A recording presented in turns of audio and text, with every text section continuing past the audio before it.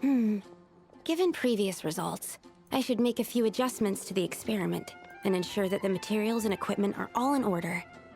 As for the potion I need to make... Oh, Traveler, Paimon, what brings you here? We're here to help with your task. We wanted to see if you could use some extra hands.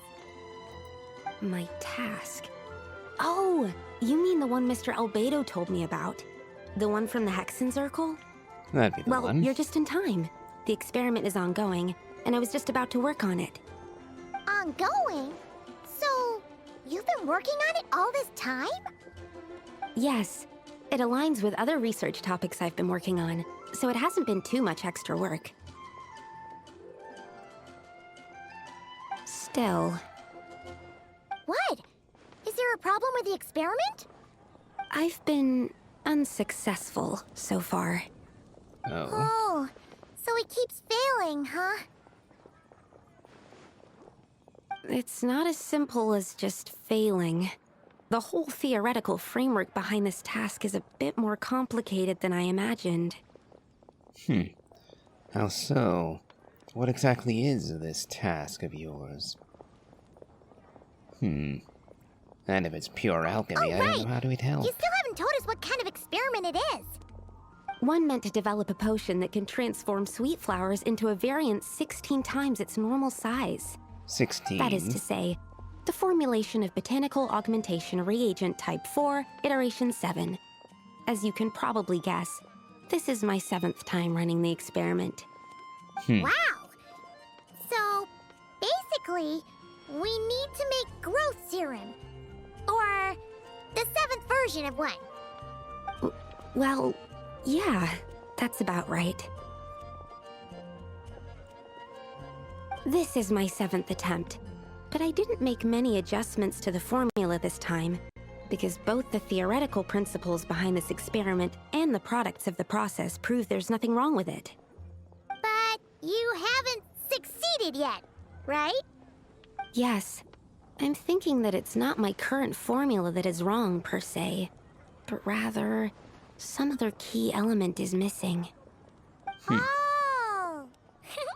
Then Paimon knows just what to do. Well, we can certainly help, though I don't think Essence of Paimon would be all that conducive. Well, that's why we're helping out. Wait a second! Paimon is not an ingredient! We could try. It's just... I would need to adjust the ratios in the original formula, and that might make the potion even more unstable. No! We are not trying that! Just show us the original! Here it is. That said, I'm still missing 2 ingredients. Now that we can help with. What do we need to get? I need spring water from Springvale to use as the base, as well as Eye of the Storm fragments. But that last one could be tricky. We've got this! Let's go! One Eye of the Storm coming... Let's tackle the Eye of the Storm first. Yep, should be easy enough. Assuming we can find one. Let's see now.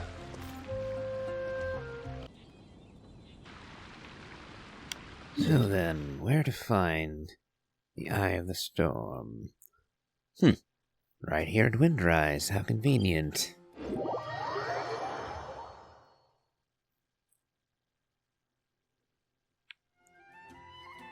I'm not seeing it yet. Nope. No. Animal test 6301. Odds revealed. The story has only just begun! Stay back! Alright, that's the first ingredient done. Wow, you 2 work fast. That step usually takes me forever. We can get the spring water down there. Well, I imagine Sucrose would have a lot of trouble dealing with an enemy literally immune to animo damage. Especially since she is an animo catalyst user. So unless she had someone to swirl her element with, she wouldn't be able to hurt that thing at all, would she? Not unless she was using an eye of perception or something, but that would be tedious, to put it lightly. The high quality of Springvale's waters makes for a stable potion-making ingredient. That's all we needed, right? Yes, let's head back. Alright. A rather short shopping list. But I'm hardly complaining about that.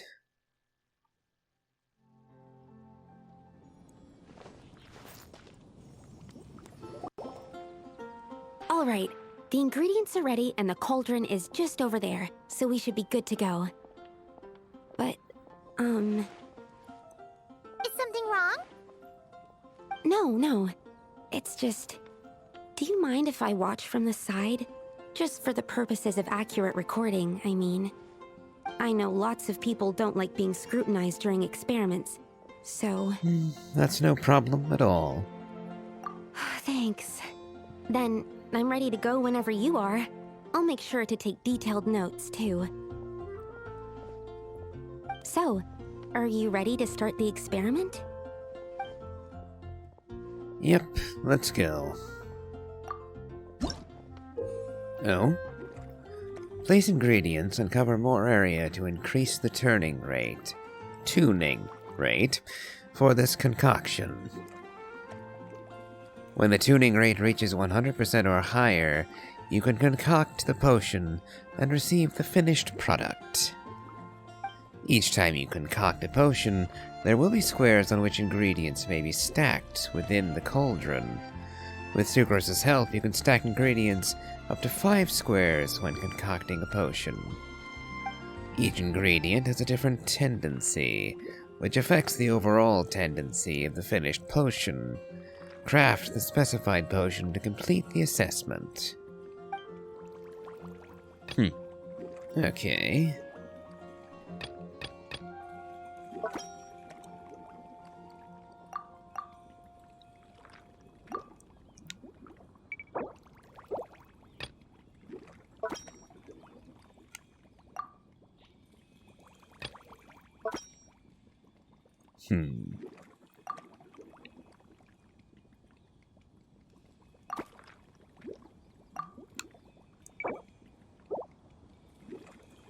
Oh, was that it?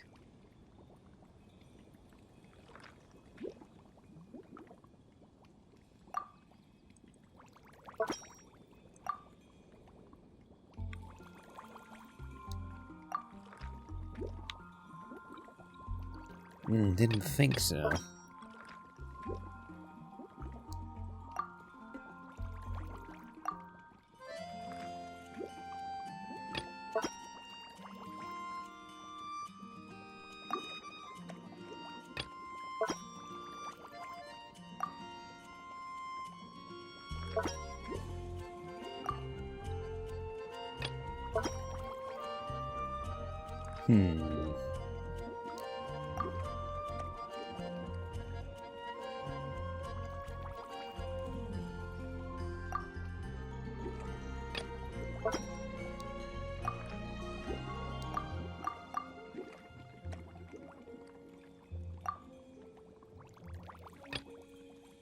Okay.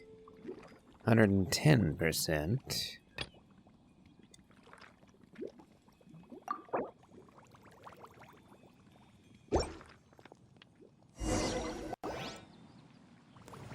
That's it.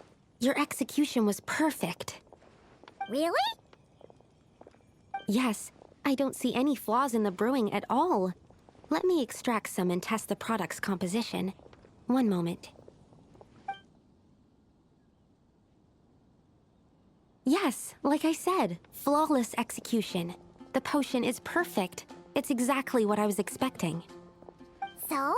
Was the 7th time the charm? Upon examination, it seems identical to the previous 6 iterations. Oh! Wouldn't that make the results identical? Not necessarily. Experimental outcomes can differ even with similar variables all around. You never know what the result will be. That's what makes experiments valuable in the first place. Come, let's test this thing out. I planted some sweet flowers beforehand which we can use. We just need to douse them with the potion and see what happens. Huh.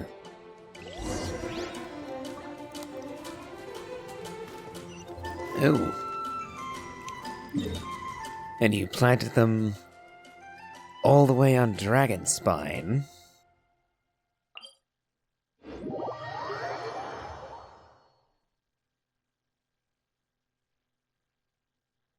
In the first place, that seems like an awfully long way to go. Nice and cool. Natland doesn't have places like this. Decidedly not.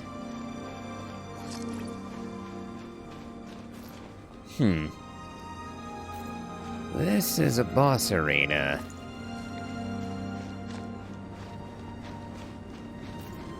Yeah, you planted these way far away. We poured the growth serum on the flowers. Is that all we need to do? Yep. The flowers need to fully absorb the potion, so it might take some time before we see a reaction. What happens then? The flowers will grow in size while maintaining their original appearance. But then, when they reach 12 to 14 times their normal size, this will prove more than they can bear.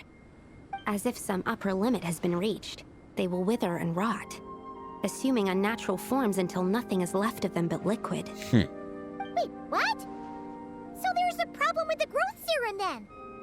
No, I've adjusted the formula time and again, resolving all kinds of issues that arise when inducing small plants to grow larger. Issues like ensuring that the leaves don't get too large, strengthening root diameter and load-bearing capacity, calculating how the increase in surface area might affect sunlight exposure and nutrition. So, why isn't it working then? Because the flowers cannot transcend. As above, so below, is one of alchemy's guiding principles. Alchemy seeks mastery over matter, but this world has its limits. It's like a specification etched into the law that governs all things. Part of the purpose of doing multiple experiments is to determine if this specification is stable. So, failure is also a viable result. Exactly. It proves that the limit continues to exist. Okay, this is all a bit over Paimon's head, but basically, you needed the experiment to fail to prove that the limits and borders in this world are stable? Oh, what a weird experiment. Huh?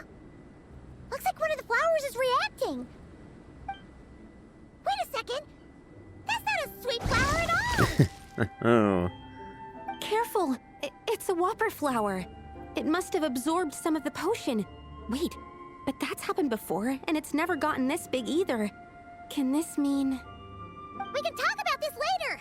Let's get rid of it first.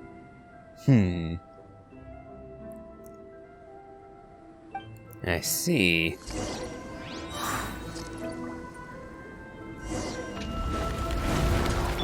By royal decree. Decay! New life! Stay back! Bring it! Light it up! Try and stop me! Nope.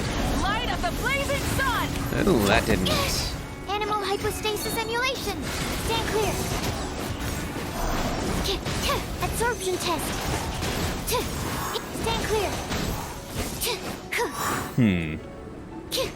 Oh, it's withering quite a bit. Phew, we did it. Even at that size, a whopper flower is just a whopper flower. But, was it supposed to get that big? I could only make a rough estimate during the battle, but it looked at least 16 times its original size, maybe even larger. This means that the experiment worked. Wait, but isn't that a good thing?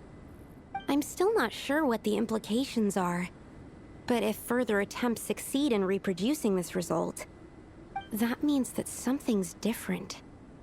Perhaps the limits and laws of this world are changing due to some unknown factor. I can't say if that's good or bad, but from an alchemical perspective at least, expanded boundaries means that more possibilities are now open to us. Either way, this brings my task to an end. Seems so. That said, it could also be an effect of the person who made the potion.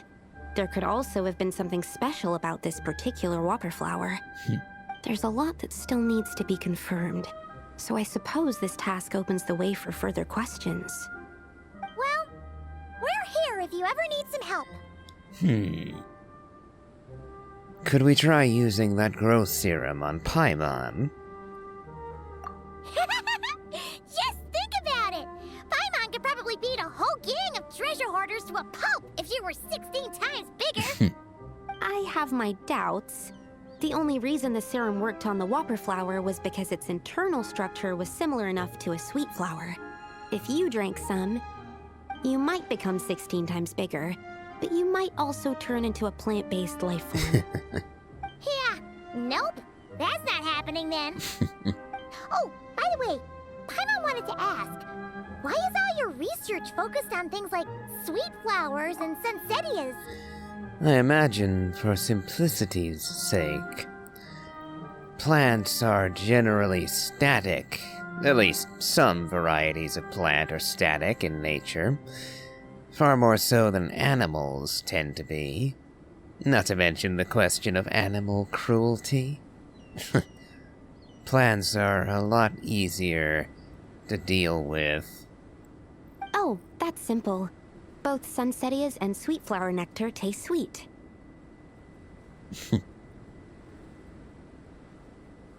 So in that sense, accidentally making a whopper flower 16 times bigger comes with a hidden benefit. Because whopper flower nectar... Tastes exactly like sweet flowers? That's right. Once I've extracted the sugar from the nectar, I'll give you some. You get it! I guess that works too. A bit silly, as reasons go for scientific experimentation. But I can't exactly fault the logic. I suppose we'll end it there. We have a few more pieces of homework to get to, but I think I'll hold off on those until later. So, if you enjoyed this, please remember to leave a like, comment, and subscribe. Do check out my Elden Ring Let's Play, as well as my playthrough of the Genshin Impact main story. And as always, have a good day.